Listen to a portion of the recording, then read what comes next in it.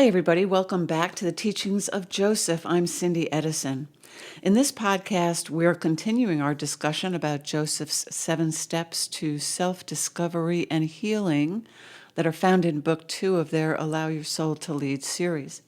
In the first podcast of this particular series, we set it up for you by giving you the perspective that, I need to readjust here, sorry, giving you the perspective that these steps are conjured from, and that is the perspective of your soul. It is the perspective of the new earth vibration that Joseph represents. It is the new human aspect that we are collectively creating at this time. This vibration that Joseph represents, I can't say that enough, it's now available for our expansion into it. We move into it, or we expand our awareness to include it, rather. It's the necessary component on the physical side that we need to have to create the physical manifestations. And of course, we are all a work in progress, right? We know that because our time frame is eternity. We never get it done. We come here with a purpose. We live our purpose. We expand. We feel more love. It's a wonderful thing. As we discussed yesterday, we are moving out of the dense vibrations and into the pure, loving vibrations of more of who we really are. And there's no fear there. So instead of ridding ourselves from the old experienced memories, that of experiences we had that maybe we didn't prefer, or trying to go back and fix things, we choose to simply move beyond them.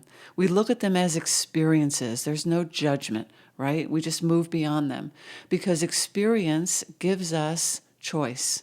Every experience you have offers one consistent thing, and that is another opportunity to choose.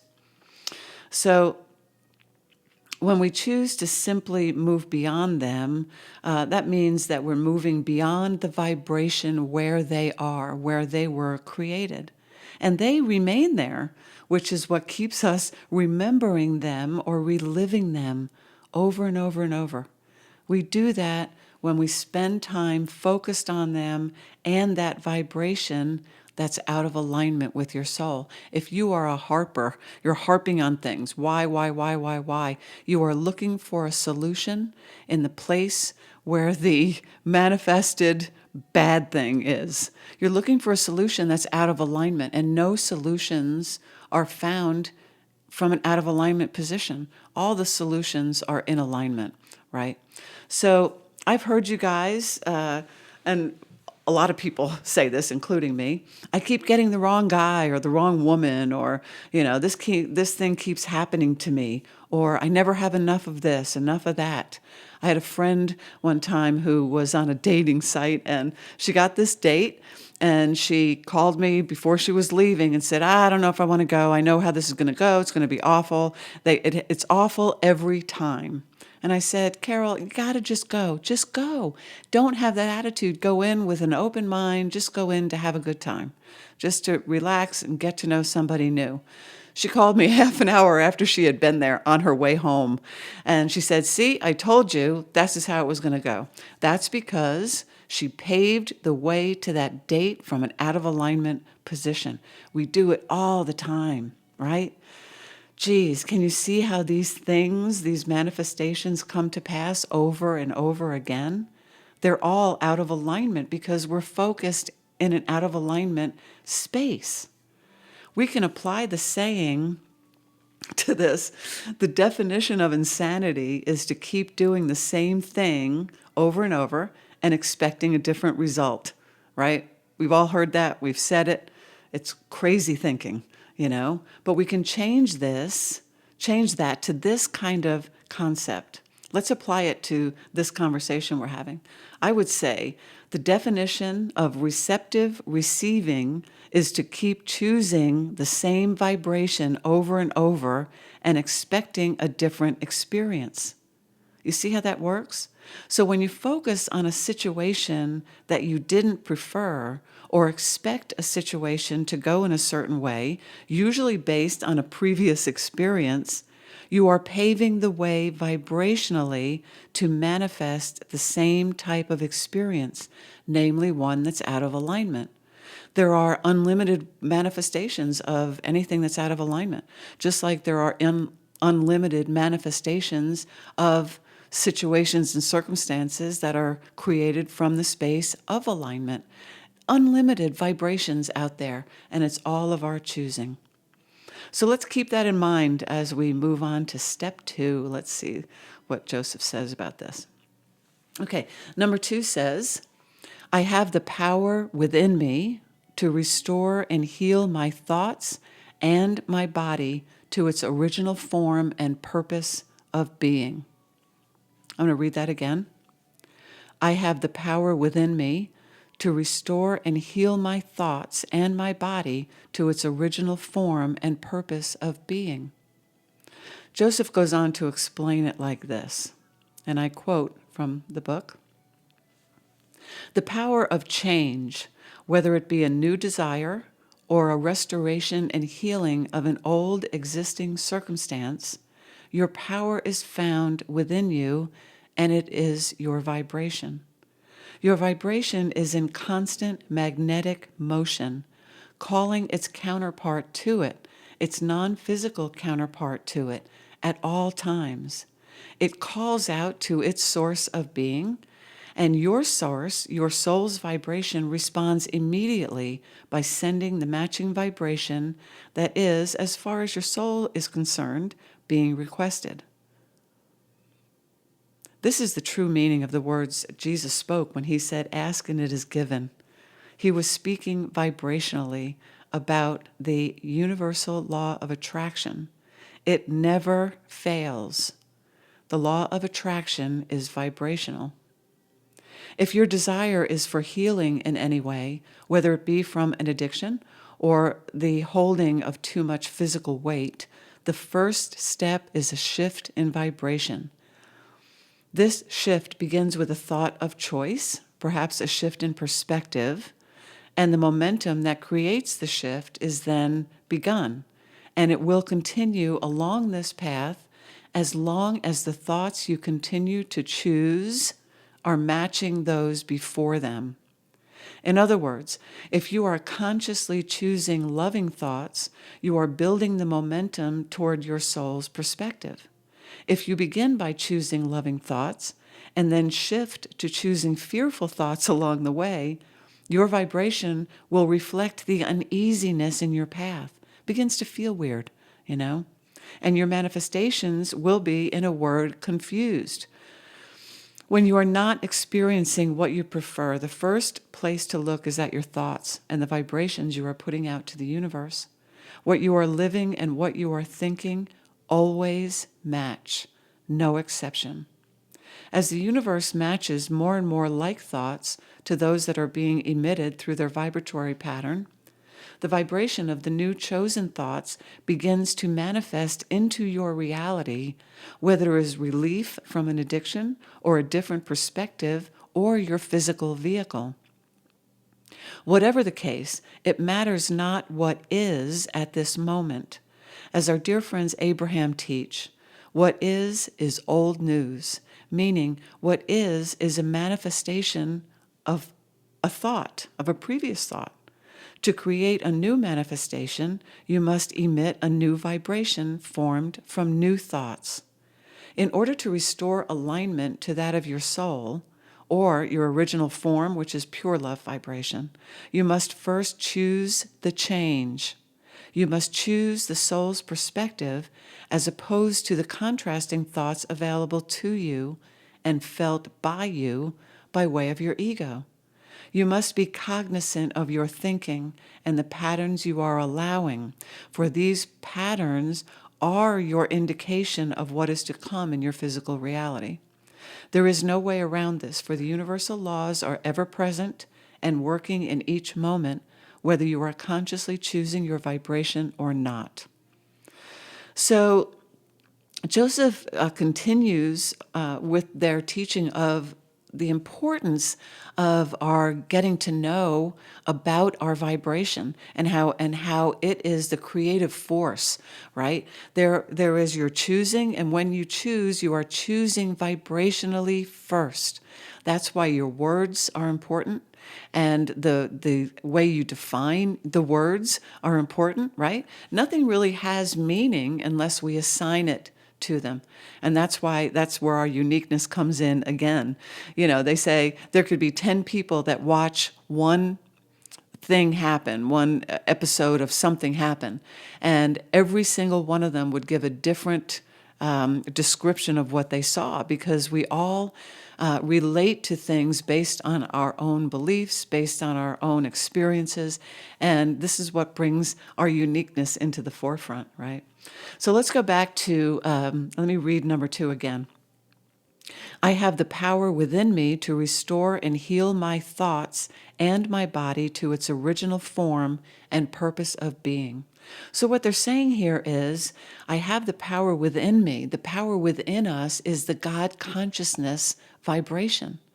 And it is in our power to choose it, right? I love when they said, choose the change.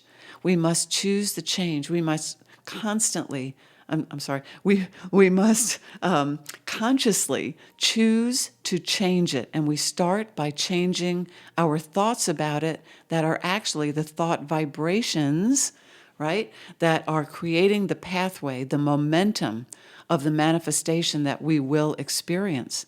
If you are choosing from an in alignment position, then you will experience a loving, joyful, wonderful manifestation of those vibrations. The experience will be great. If you are choosing from an out of alignment position, how do you know if it's out of alignment? Feels like shit. And you're always struggling. If you are struggling for anything, struggling to hold on to something, or knowing you should let go of something, and struggling to create something, you are out of alignment. There is nothing that is in alignment that is ever a struggle, because when you are in alignment, you have the knowing of your soul's vibration, the God consciousness. Doesn't get any better than that. So this power that they're talking about, the power within me, is the God consciousness. The power within me to restore and heal my thoughts. We have, over the course of time, I have been replacing, and they have been asking me actually to do this, and it feels much better, replacing the word heal with expand. So I'm going to read that again. And because heal, implies there's something wrong. And when there is never anything wrong, because our perspective now is the soul's perspective, right? And there's no judgment there. So there can't be anything wrong. You can't denote something. You can't have it. There's no vibrational agreement. So let's read it again and replace that with the 5D perspective word that is expand. So let's read it now. I have the power within me to restore and expand my thoughts and my body to its original form and purpose of being. When you expand beyond the out of alignment thinking, the out of alignment denseness, where the contrast is swirling, when you expand beyond that vibration, all there is to choose from are loving thoughts, loving vibrations. So the power to choose that is the power to choose the change, right? It's the power to choose. To choose where the power is, to choose from where the power is within you. Remember, Jesus said, we talked about this in step number 1, where Jesus said, the kingdom of God is within you. And he's referring to the God consciousness. So our power lies in our ability to choose that, to choose our more expanded version's perspective, our soul's perspective. And when we do that, when we choose to consciously choose from the space of love, choose from the space of alignment, our body, regardless of what shape it's in, regardless of anything about it, our bodies are a direct manifestation. They are a physical manifestation of the vibration that we hold about them. So if you are focused on alignment more than not, this is something we practice, right? This is something we have to focus on because, we come here into the contrast and whoa, there's a lot of influences and a lot of things that are distracting for the human aspect. But we have a choice and we have control over our vibration once we know we do. And you do. And that is also found in alignment. The knowing of that is found in alignment. So when you choose an expanded version of you, if you're choosing from love, your body adjusts to being back in alignment. Then the physical manifestation is in alignment too. I talk about Anita Moorjani a lot, and if you don't know who she is, look her up. She is amazing. She wrote a book called Dying to Be Me, where she lays out a long, many-year journey that she had cancer in her physical body. And I won't spoil it for you because the book changed my whole perspective about several things. Her experience is amazing, and it will show you what we're talking about here, about choosing and about being in and out of alignment. So I'm going to recommend that you get that book. I will put the link to her book on Amazon in the information down below this if you want to check her out. She's amazing, and she has been going around the world teaching what she learned when she was dead. Okay, so this is a great lesson in alignment. But this is, and you will understand through her story how the body reacts to being in and out of alignment. It's really fascinating.